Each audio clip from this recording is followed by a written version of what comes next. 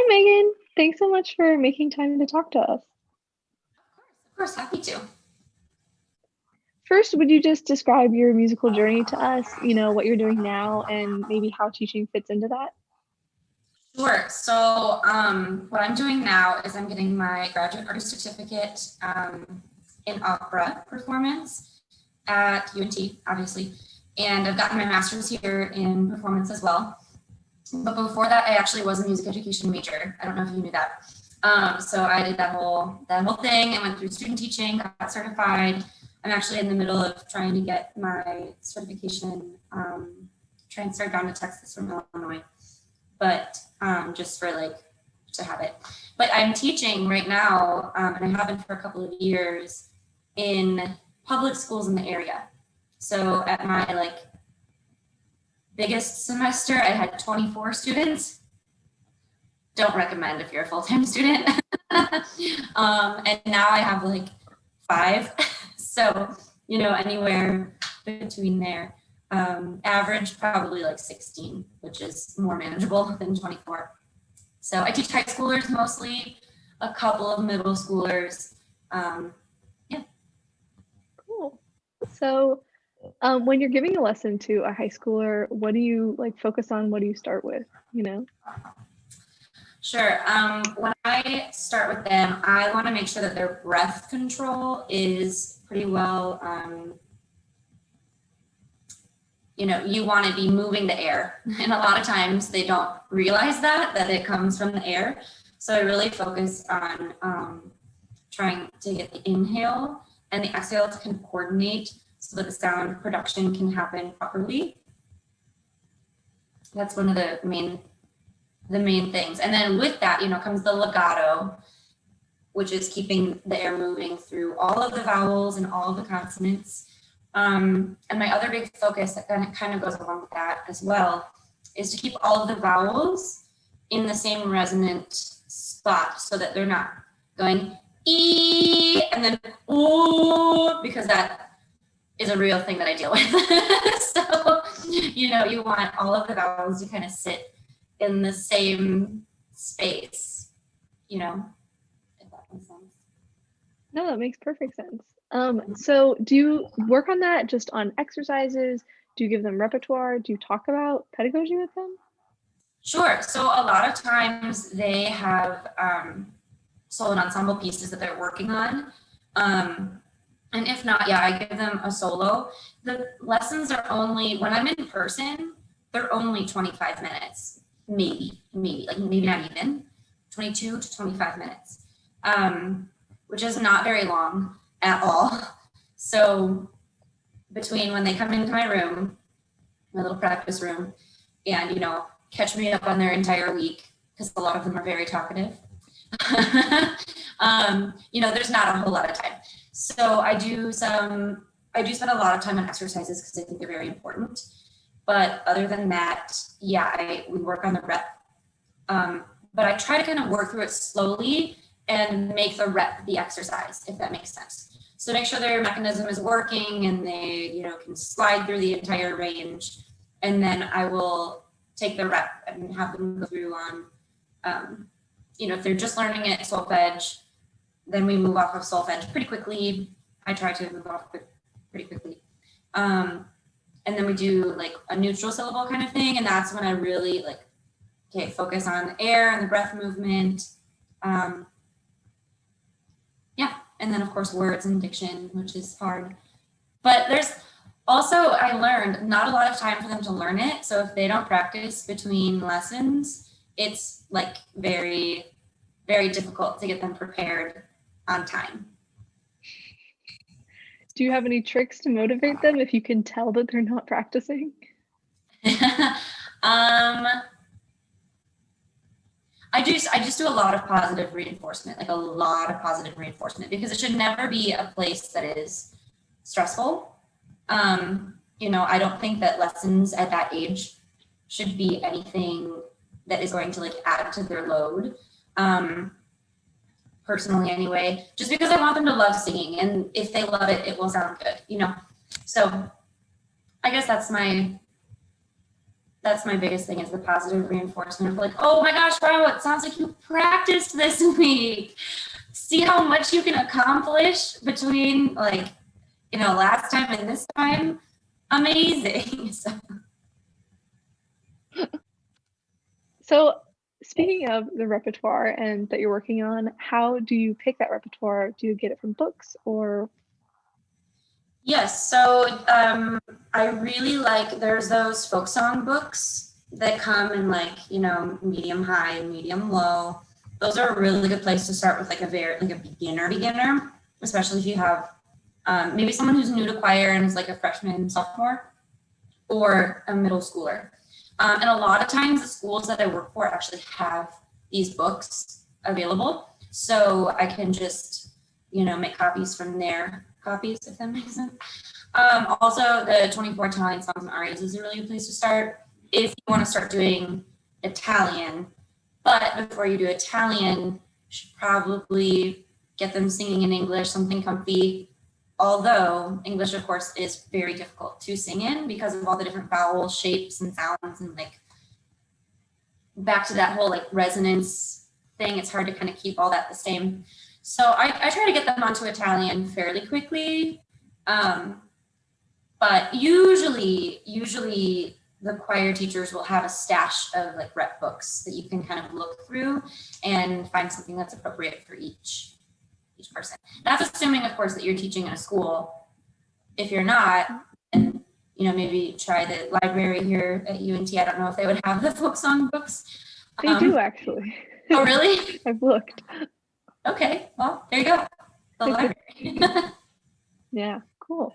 Do you use any other like exercise books, method books, that kind of thing? Yes. Oh my gosh, I love Vaccai. And that's something that I worked on when I was in high school, actually. And I have a couple of my students working through it now, just beginning it. And again, it's hard with the time constraints. So normally, no. But now that I'm virtual, I can kind of take 35, 40 minutes if I want. Especially for like my hard workers, that like I want them to use these books. Because I think, especially going through the Vaccai, I don't know if you're familiar with the layout, but it has, the first song exercise is all stepwise, and then you move to thirds and then fourths in the next few songs. And I think that's very valuable to hear those intervals, sometimes without using solfege. Does that sound religious? I don't know. I think it's valuable to hear and understand how the intervals work within the scale. And so I think it's a really great book for that. And then they get harder as they go, they get longer as they go. So yeah, that's what I would recommend. Yeah, that's a really good recommendation. When you're doing warm-ups, do you have any, faves in that category? Yes, I do. I have, starting with their arpeggios and scales that they already know from choir class is really helpful. Because if I throw something really new at them, they're like, wait, what is going on? What is that exercise? What is that pattern, right? It's all about patterns. So besides those things on different vowels, I really like to do the slides because I want to keep them in that same spot throughout the entire range. Slides on different vowels. I really like to do staccato exercises. Something that my private teacher when I was in high school had me do was just hop on quarter notes. Here we go. Hop, hop, hop. So you don't move anything, you just breathe and then go, breathe, go. And then you eventually start doing eighth notes, triplets, 16th notes. And it's really fun too because it kind of loosens them up a little bit because they're like, ha, ha, ha, ha, ha, ha. And it's a good laugh, so, but it also gets our moving, and I enjoy that, and they enjoy it, I think. Yeah, that's awesome. Do you have, speaking of, comfort zones, do you have any other things that you do if someone's super shy and just really timid? I prove myself to be silly and not serious. Like we want to take this seriously, but not in like a serious way. if that makes sense. Side note, one of my students, when I was in like my student teaching placement, I had a middle schooler. Her name was Kylie. And she came up to me one day and she was like, Miss Cook, I love you. And I don't want you to take this the wrong way, but I just cannot take you seriously. And that was the best compliment I've ever gotten. Best comment from a student, like hands down. I'll never forget it. But yeah, I really just try to like, you know, sing with them a little bit or start with them, but I also make it like not a big deal. This is our space, you know, just you and me, no one else can hear you. We're just safe zone, you know, we're playing around. I'm gonna make a fool of myself. So if you're comfortable, I invite you to also make a fool of yourself. So, and it's usually good, and then it's like, whatever, you know, so. Yeah. Do you get to know your students a lot over the course of the year? Like, absolutely. Yeah. Yeah, they like to talk to me a lot in their lesson and outside of their lesson, you know. Sometimes I would stay and have lunch in the choir office, and flocks of them would come in and just, you know, have conversations with me and also the teacher that was there. And actually, at one of the schools, it was Vaccai, of course. So, you know, they all wanted to hang out with us and talk to us and ask us questions and sing more at lunchtime, you know, so it was fun. Yeah. That's awesome. That sounds so great. What's the most rewarding part of teaching lessons? Okay, yeah. So, for example, I have two students who I've been working with for like 2.5 years now, and they're finally making some really, really huge breakthroughs, like really, really, really huge breakthroughs. And it just is so energizing to hear them sing, and like their vibrato comes out the first time and they're like, you know, and I'm like, yes. And like, especially on Zoom, you know, I can't just like jump up and, you know, like give them a big high five or whatever. So I just make a big deal out of it again, positive reinforcement. But it is very energizing and exciting when, you know, that vibrato first comes through and they're like, oh my God, what was that? You know, that's my favorite. Yeah. Awesome. And just seeing them light up when it happens, because not only is it energizing for me, it's energizing for them, and they have more confidence going, you know, through their lives. And I actually also substitute teach. So at one of the schools, and I just, when do I have time for that? I don't know, but I do. So I see some of my students, you know, in the hallways or in classes even, and I just feel like they have much more confidence coming out of making these breakthroughs in their voice lessons, which is exciting. So. That's amazing. That's so inspiring to hear as, you know, someone who wants to teach lessons. Yeah. That's great. So back to the Zoom thing, how has that impacted how you organize and structure your lessons and stuff? Like I said before, I have a little bit more time, and I always now schedule 5 minutes if I have like a block of like I'm teaching for so many hours.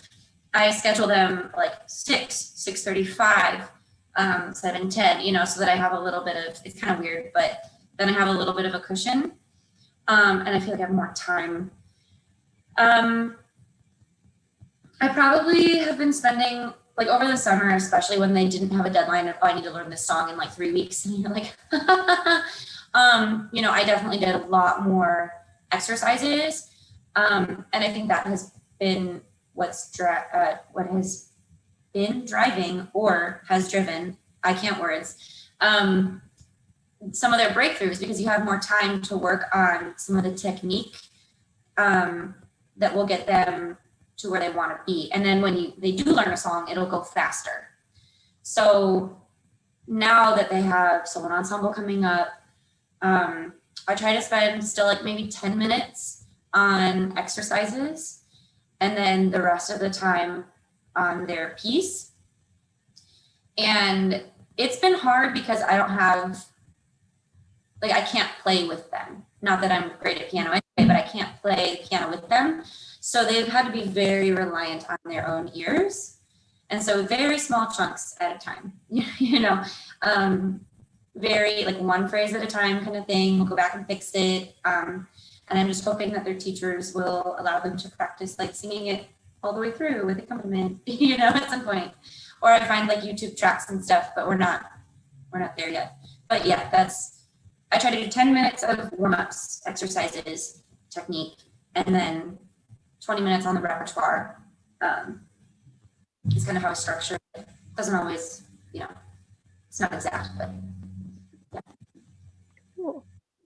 So you mentioned the teachers that you work with. How does that work? Are you friends with them? Do they, how do you organize students and everything? Yeah. I became good friends with the teacher that first hired me. We would have lunch. She's amazing at playing the piano. And so oftentimes, especially with the kids who were really nervous, we would take a lunchtime and she would play with them and I would listen to them and like guide them while they were, going. That's not always possible at every school, just kind of depends. But ultimately, like if you can view it as, and also if the teacher that you're working for is okay with it, it's really great to be collaborative with them and work as a team. The other school, I work at 2 schools. So the other school I work at, I have less of that time where they're running their piece with their teacher and I can listen. But I talk with the teacher during my like lunch break, or I'll email them and say, so-and-so did this wonderful thing, or can you help her remember, to not breathe in this spot, or keep the energy spinning upwards in this spot when you play, or make sure they don't slow down, or, something like that. And if you can be collaborative and communicative about the student's progress and where they're at, that's what I would recommend. So, and I haven't had an issue. I've never had a problem with that, but I can't speak, I guess, for the world. So that's awesome. I didn't realize it was so collaborative. That's really cool. Yeah. And I feel like as someone with a music ed background, do you feel like that like influences how you work with the teacher and the students? Yeah, I think so. I think that when I was student teaching, I always wanted to like work with every individual singer and make them all each better, which I think hindered my ability to like, see the whole picture a tiny bit. I just found that I work better one-on-one. But that being said, I also can tell my students, when you sing this in choir, because sometimes they'll be like, oh, I'm trying out for this solo, or oh, can you help me with this difficult part in the piece, or, for TMEA auditions or something. I have that like choral ear as well. I can be like, okay, you want to blend here. This is the vowel you should use. You're not important here, or you're very important here. So like, this is how it kind of fits. And this is what you can do in the context of the piece. And then I think also just having a music ed background, I'm proficient in like the solfege and I know how to scaffold some of the concepts like rhythm. Oh my goch, some of my students. Oh my gosh. We have to, this is a dot. What is a dot? I ask a lot of questions of like, oh, what key are we in? How do we find that out? What's the time signature? What does it mean? All those, questions that maybe like a voice teacher who doesn't have that background wouldn't think to ask. I don't know. And then as far as working with the teacher, I think, it's just having respect for, okay, that's their job. This is my job, but how can we like do them together and do what's best for my student and your choir, if that makes sense. Yeah, absolutely. That's awesome. I always feel like, personally, I struggle with like vocal health, that's not the word. Not straining as a soprano? Yes, in choir. And I don't know, how do you talk about things like vocal health and technique in choir with your students? Yeah, it's tough because you don't want to scare them, right? I I mean, I think the foundation of it is just to give them good technique and good breathing. And I do talk a little bit about, don't do this because this bad thing will happen, but like I try not to do that excessively. And I try to give them a good foundation in their breathing from their abdomen or from, you know, here and lower, not even here, just like lower, and leaving all of this out, right? So we really work on having a good breath, a swing breath so that it's energetic sound, but not punchy, if that makes sense. But yeah, if they have neck tension, I'm like, okay, stop. stop. You know, if there's anything going on here, I see a lot of jaw tension, tongue tension. Those things aren't as serious, I would say, as like if they're holding here. You know, we try to really get away from that. So especially if I'm working in the context of a choral piece and they're like, oh, I have to be really, really quiet there. We focus on like, you know, breathing and supporting from lower. Yeah, I try not to address the vocal health thing if, unless it's like absolutely necessary. I do have a student right now who is having trouble humming.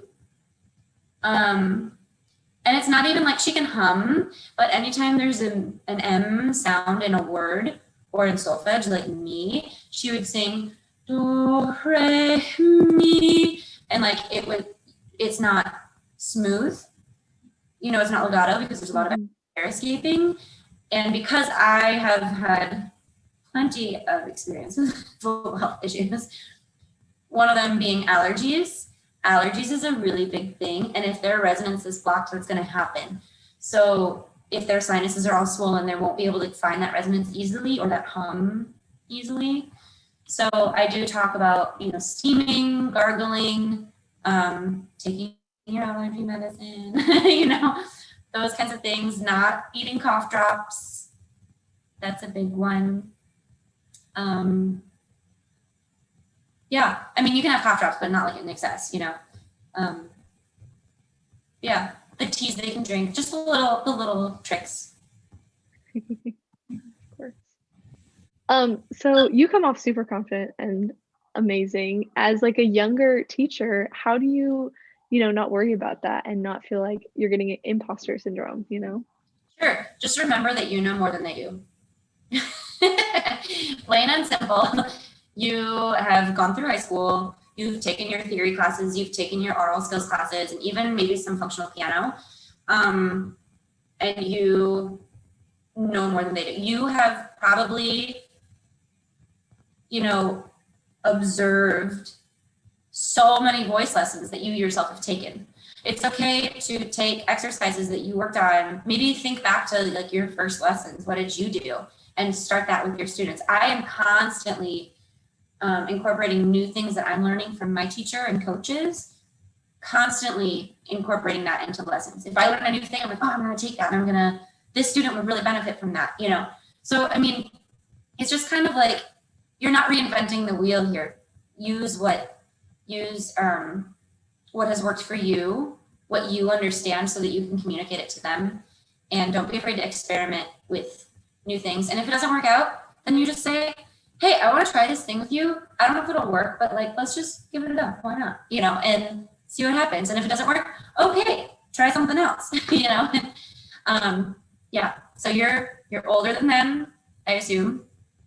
And you've been through more voice lessons than they have. So there you go. There you go. Awesome. Do you have any other wisdom that you want to share with us?